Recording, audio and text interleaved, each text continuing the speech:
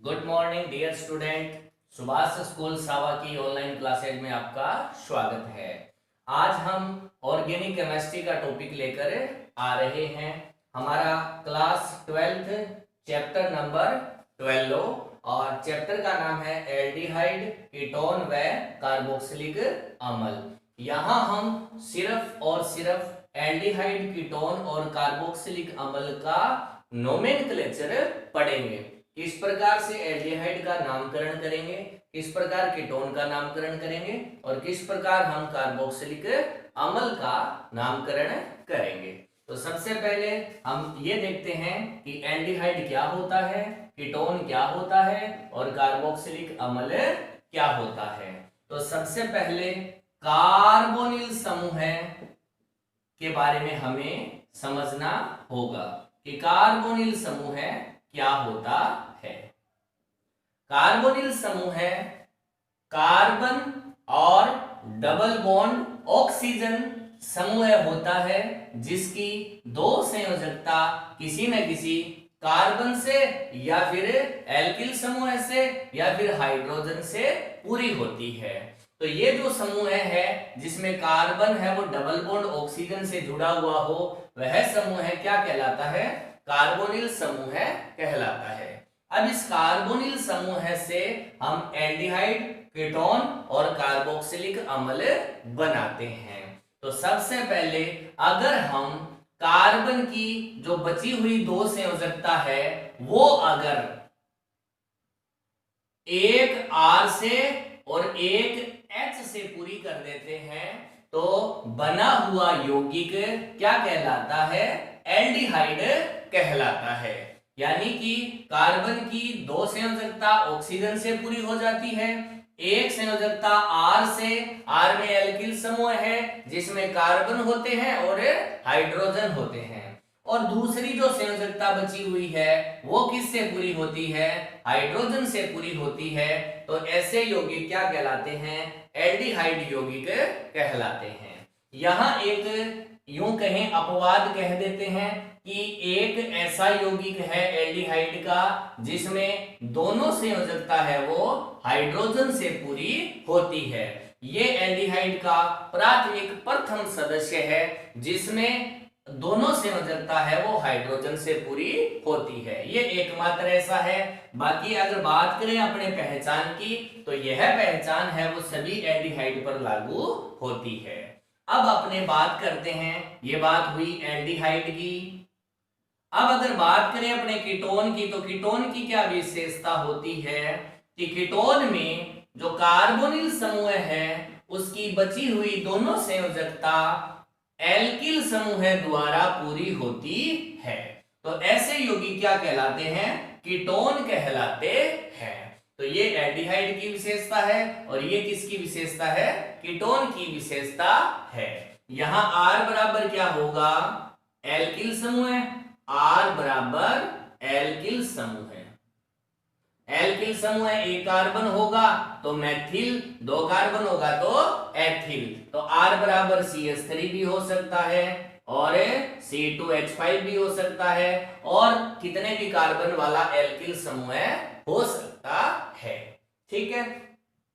अब अगर बात करें अपने कार्बोक्सिलिक अम्ल की तो कार्बोक्सिलिक अम्ल की क्या विशेषता होती है कि ये जो कार्बोनिल समूह है जो है उसकी बची हुई एक संयोजकता तो पूरी होती है R से और बची हुई दूसरी संयोजकता जो है वो OH समूह द्वारा पूरी होती है।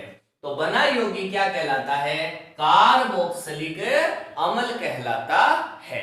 तो इस प्रकार हमने देखा कि ये एल्डिहाइड की विशेषता होती है, इसमें एक अपवाद है।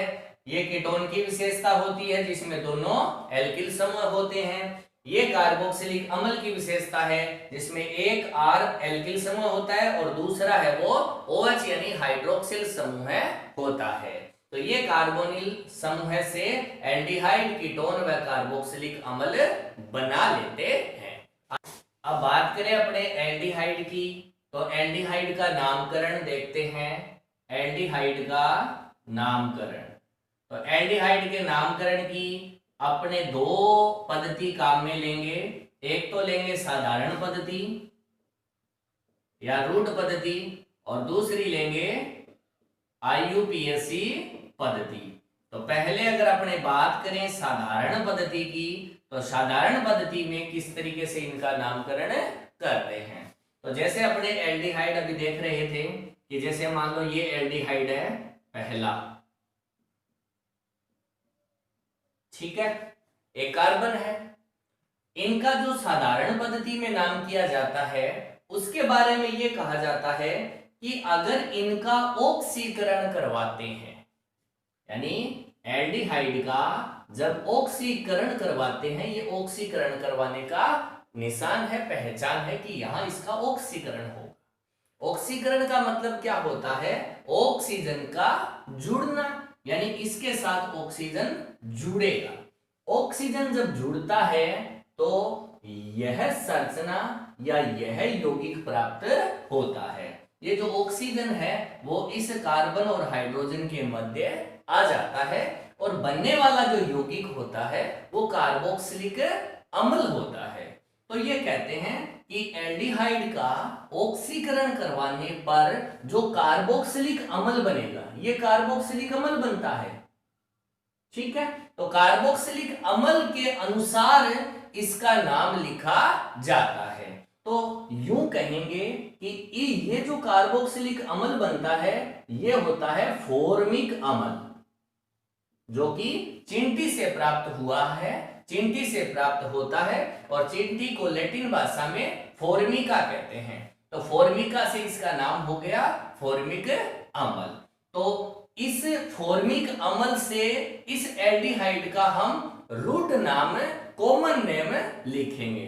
तो ये कहा जाता है कि आप इसका इक हटा दें, इक अम्ल हटा दें, क्या बचा? फॉर्म बचा। फॉर्मिक अम्ल से इक अम्ल हटा देते हैं तो क्या बचा? फॉर्म।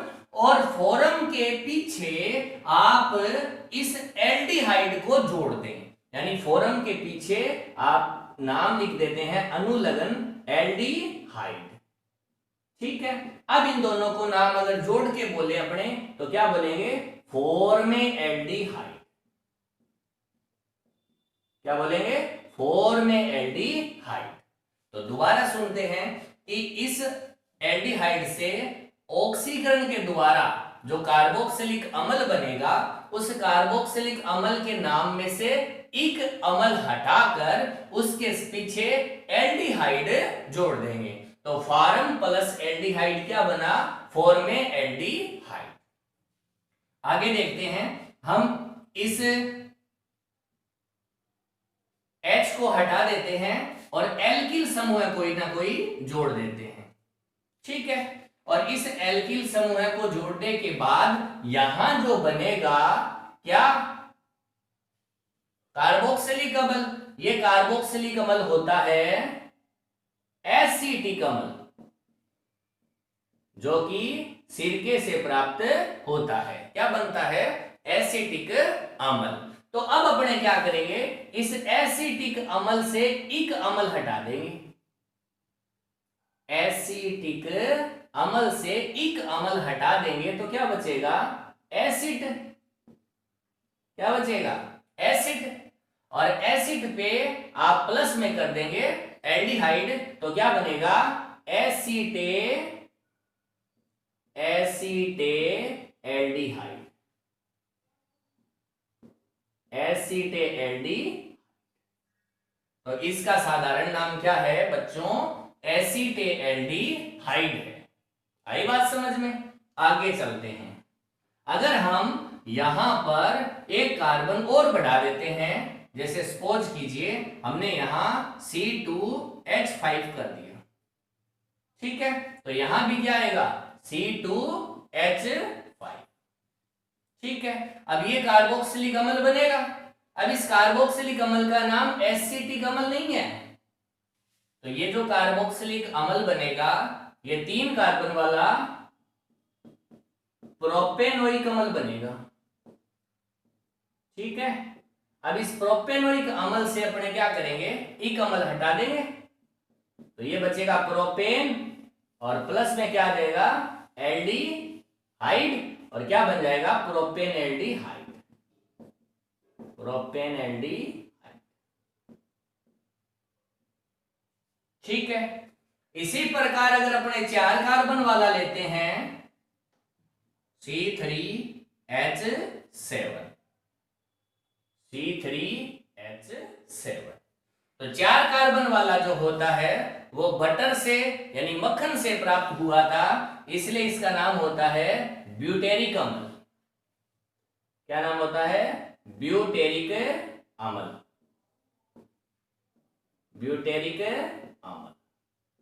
अब ये जो ब्यूटेरिक अम्ल है इससे ई हटा देंगे, क्या बचा, ब्यूटर, ब्यूटेर प्लस एल्डिहाइड, और क्या बन जाएगा, ब्यूटेरेल्डिहाइड।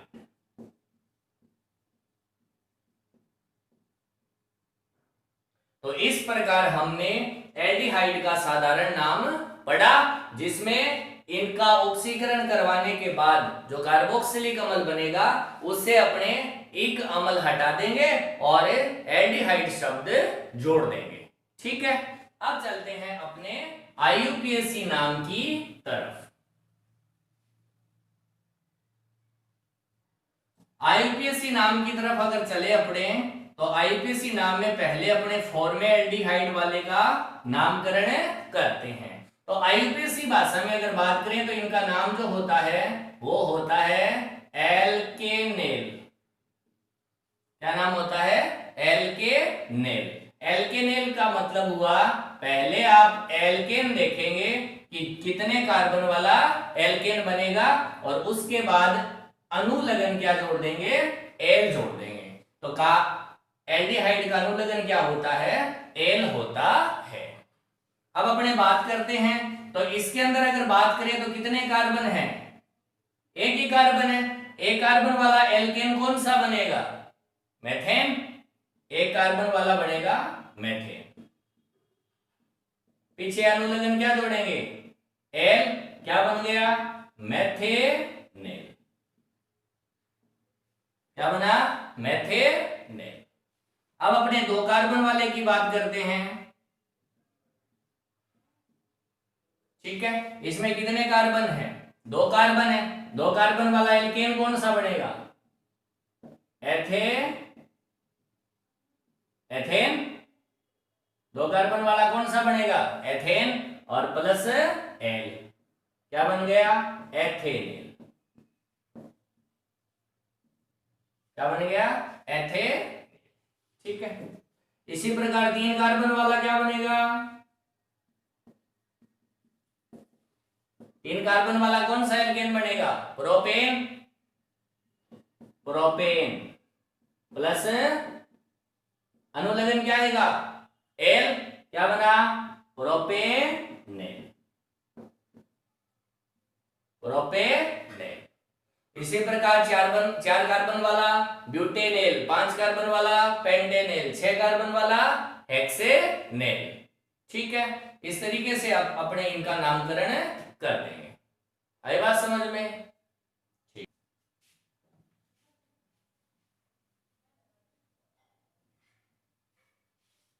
अब कुछ अपने हार्ड नाम पढ़ने जा रहे हैं, जैसे कि इस तरीके से हो,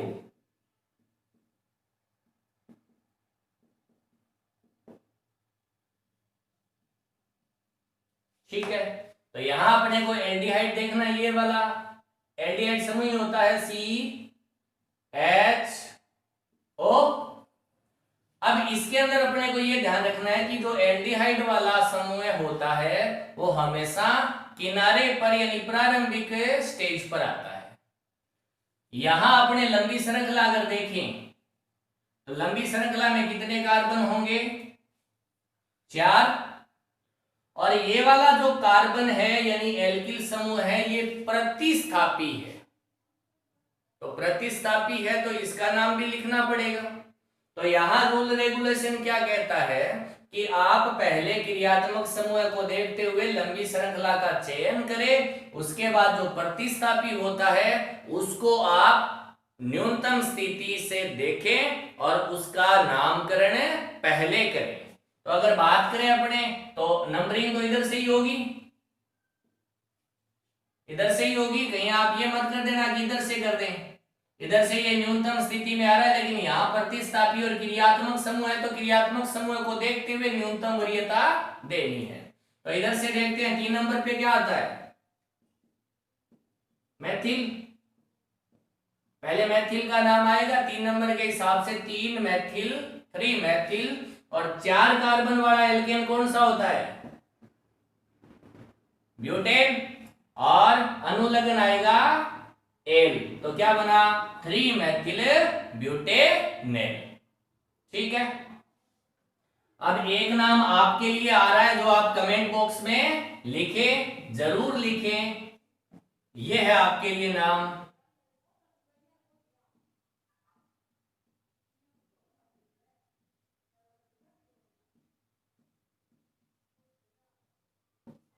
इसका नाम आप कमेंट बॉक्स में जरूर लिखें कि इसका क्या IUPAC नाम होगा। Thank you.